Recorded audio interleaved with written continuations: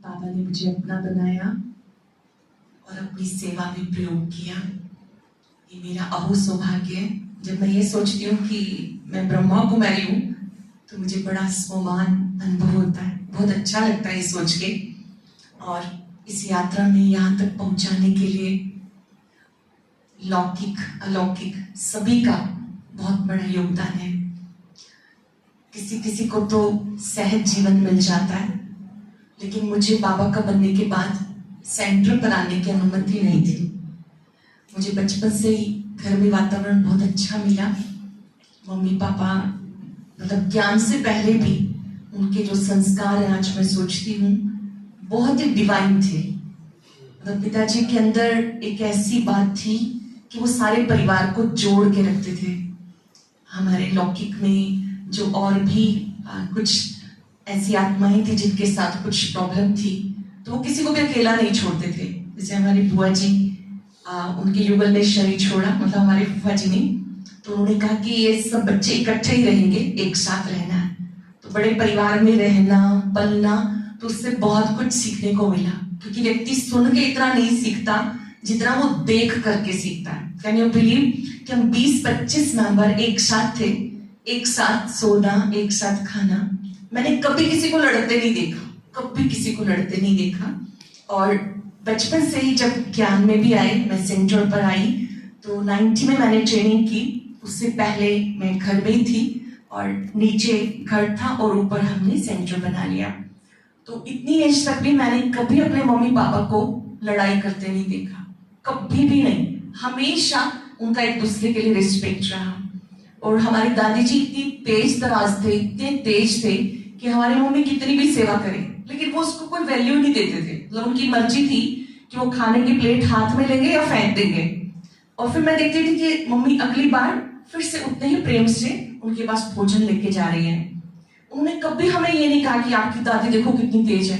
वो दादी जी हमें बहुत प्यार करती थी सभी को, पर मम्मी से बिल्कुल भी नहीं।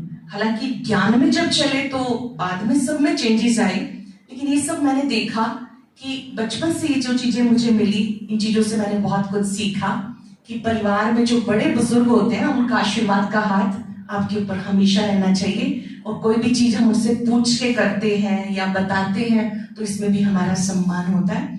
और जैसे ही मैं ज्ञान में चली तो मुझे 7th स्टैंडर्ड में थी, तो पहली बार मुझे बच्चों के प्रोग्राम में जाने का अवसर मिला और मुझे अकेली कोई सरला दीदी मधुबन लेके गए। पूरे रास्ते में कुछ बोली नहीं, क्योंकि मुझे बोलना बिल्कुल नहीं आता था, बहुत डर लगता था। घर में भी कोई गेस्ट आता था तो मैं बातचीत नहीं कर पाती थी। मुझे लगता था कि जब ये चले जाएंगे ना तब हम खाना खाएंगे और पढ़ेंगे। बाहर से बाहर वो लोग चले जाए, लेकिन मिलना नहीं किसी से। मुझे इतना मतलब मेरी शाई नेचर बहुत ज्यादा थी। लेकिन जब मैं पहली बार गई तो मैंने बच्चों का प्रोग्राम देखा और मुझे भी स्पीच दी गई कि मैं लिख के उसे बोलूं।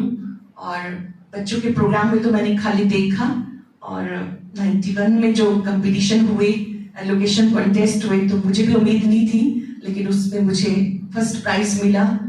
सेंटर लेवल पे, स्टेट लेवल पे, नेशनल लेवल पे। तो मुझे लगा कि ये ऊपर वाले की कमाल है कि मुझे तो बहुत डर लगता था बोलने में, पर ये सब चीजें जो भी सिखाई मुझे बाबा ने सिखाई। और उसके बाद 90 में मैंने ट्रेनिंग की अपनी बीके लाइफ की, लेकिन घर से छुट्टी बिल्कुल नहीं थी। उनको ये था कि अभी तो आप पढ़ो। और इधर क्या होता था, सेंटर पर आते थे, सब कहते थे विनाश होगा, विनाश होगा, क्या करोगे पढ़ के। तो मन इतना दुविधा में था, अब क्या किया जाए, इनकी माने या इनकी माने। घर जाते इतनी टाइट क्लास होती थी कि कभी सोच में मत लेना कि हम आपको सेंटर भेजेंगे, यहीं बिठाएंगे, चाहे जितना मर्जी मेडिटेशन करो, क्लासेस करो, पर हम ऐसे समर्पित नहीं होने देंगे। और इधर जब आते थे तो सब कहते थे अच्छा फिर ले आए एडमिशन अगली क्लास में, क्योंकि 7वीं क्लास से वो इंतजार कर रहे हैं कि मैं सेंटर पे कब आऊंगी। कविता दीदी मुझसे बड़े हैं और भी सारी दीदियां हमारी बड़ी हैं, लेकिन मैं ज्ञान मार्ग में तो भले बचपन से चले, लेकिन सेंटर पर आने में ऐसा लग रहा था बहुत बड़ी तपस्या है और समर्पण का तो कोई नाम निशान ही नहीं। लेकिन मैंने बाबा को कहा कि बाबा आप भी मुझसे प्यार करते हो और मैं भी करती हूँ, अगर मेरा सच्चा दिल का प्यार है तो मुझे समर्पित जीवन ही जीना है, आपके ही घर में रह के मुझे सेवा करनी है। मुझे बाहर की चीजें बिल्कुल अच्छी नहीं लगती। हालांकि कॉलेज से ये था कि मैं यहीं पे जॉब करूं, उनको ये लगता था कि जो भी हमारे कॉलेज के टॉपर्स होते हैं उनको हम यहीं रखते हैं। तो बहुत सारी चीजें वो लोग भी बोलते थे, लेकिन मैंने जब बाबा को कहा तो बड़ी मुश्किल से ये चीज रिजॉल्व हुई। मैंने दोनों चीजें फिर साथ साथ रखी, पढ़ाई भी और सेवा भी। सेंटर पर रहते रहते मैंने रेगुलर इंग्लिश किया, फिर बीएड किया, और उसके बाद से भी ऐसा लग रहा था कि अब क्या होगा, लेकिन थोड़े दिन ये वाली साधना मैंने फिर की, अमृत वेला उठ के सबको प्रकाश देना। उससे फिर धीरे धीरे छुट्टी मिली कि मैं, क्योंकि नीचे घर था ऊपर सेंटर था, वही गीता पाठशाला धीरे धीरे चल के सेंटर बनी, अब बड़ा सेंटर बन गई। लेकिन हम बड़ा सेंटर मॉडल टाउन सेंटर को बोलते हैं, क्योंकि हमारी बड़ी दीदी वहां रहती हैं, और जो स्थान हम सबको गवर्नमेंट की तरफ से मिला हुआ है काफी बड़ा है, वो 1600 गज। पहले हम वहां पर सारी सेवाएं करते रहे, अभी रिट्रीट सेंटर है तो वहां पर सारे बड़े प्रोग्राम करते हैं। कि कुल मिला के जीवन यात्रा में आदरणीय बड़े दीदी सरला दीदी जी का बहुत बड़ा योगदान है।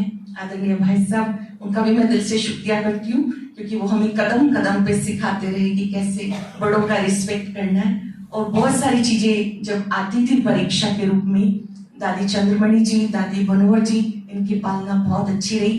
कुल मिला के इस जीवन यात्रा में मुझे लगता है कि बाबा का और सबका बहुत बड़ा दुआओं भरा हाथ है। कोरोना टाइम में हम सबको कोरोना हो गया था, जितनी भी हम बहनें थी 10 में से 1 को छोड़ के बाकी सबको। मेरे को लगता था नहीं मुझे तो हो ही नहीं सकता, लेकिन राखी बहन बैठी है, उन्होंने कहा दीदी एक बार चेक तो कराओ, एक बार चेक तो कराओ। हम सब लाइन में बैठे तो देखा सबको ही था, तो हमने सोचा क्या किया जाए, बाहर भी कहीं नहीं जा सकते, तो सेंटर पर ही आते हैं एक भाई जो होम्योपैथिक ट्रीटमेंट देते हैं, तो उन्होंने सब बहनों का इलाज किया। हमारे में से कोई बाहर भी नहीं गया, बस नींद बहुत आती थी, नाश्ता करते थे सो जाते थे। फिर जब कोई उठ गया उसने बना लिया, तब क्या किया जाए, तब फिर बाबा ने ये सेवाओं का पाठ दिया कि बाबा का जो कोर्स है, मेरे पास फोन किया विजय भाई ने कि दीदी अभी हम सब फ्री हैं, आप सबका भी स्वास्थ्य ठीक नहीं है, लेकिन हम सब मन से तो बहुत स्वस्थ है ना। मैं कहा ये तो बात है, तो उन्होंने कहा ठीक है आप ना कोर्स करा दीजिए, और शॉर्ट में ही हो। तो फिर हम सब ने 7 दिन का कोर्स किया शुरू। उसके बाद बाबा की मुरली वो तब से लेकर के चली आ रही है, तो उसके पीछे भी बाबा का और सबकी दुआओं का बहुत बड़ा योगदान है। वहां पर और भी जो बहनें हैं सब बहुत ही अच्छी हैं, जैसे कोई गाने में एक्सपर्ट है, कोई गांव की सेवा में एक्सपर्ट है, कोई भोजन बनाने में, लेकिन सब ऑलराउंडर हैं। उसके लिए मैं बाबा का और सबका बहुत बहुत शुक्रिया करती हूँ। थैंक यू बाबा। और हरीश भाई जी का पदम पदम गुना शुक्रिया। मैंने एक बहुत अच्छी क्वालिटी हरीश भाई जी की देखी, पूरा टाइम एक अच्छे श्रोता बनकर आप सुनते हैं। आज हम सब देख रहे थे कि यहाँ बैठ के आप ऐसे सुन रहे थे जैसे गोपिका सचमुच श्रीमद् भगवत गीता सुनती है और आनंद लेती है, और हर किसी को शाबाश देके आगे बढ़ाना, उसके लिए जोरदार तालियों से भाई साहब का बहुत बहुत शुक्रिया। कुछ पूछ रहे थे?